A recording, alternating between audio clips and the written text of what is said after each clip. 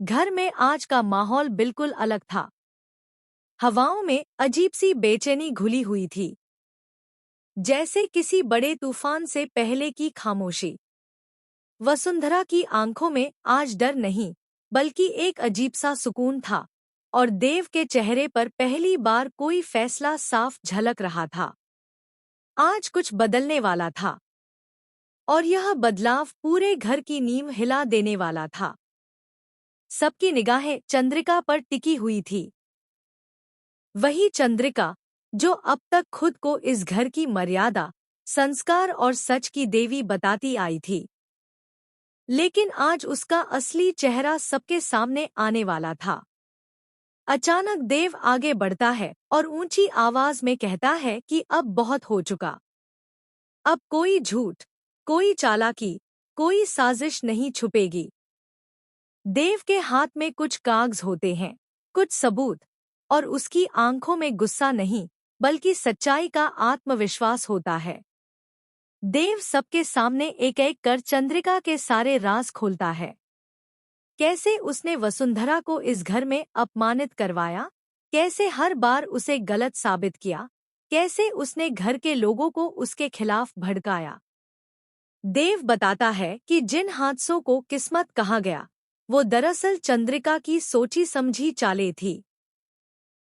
पूरा घर सन्न रह जाता है। किसी को यकीन नहीं होता कि जिस औरत को सब माँ, देवी और आदर्श मानते आए थे, वही सबसे बड़ी गुनहगार निकलेगी। वसुंधरा की आंखों से आंसू बहने लगते हैं, लेकिन ये आंसू दर्द के नहीं, बल्कि सच सामने आने के होते हैं।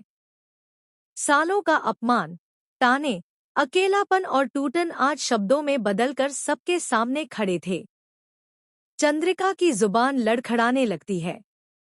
वो खुद को बचाने की कोशिश करती है, लेकिन आज हर सवाल का जवाब उसके पास नहीं होता। उसकी साजिशों का जाल खुद उसी को जकड़ चुका होता है। घर के बड़े बुजुर्गों के चेहरे शर्म से झुक जाते हैं।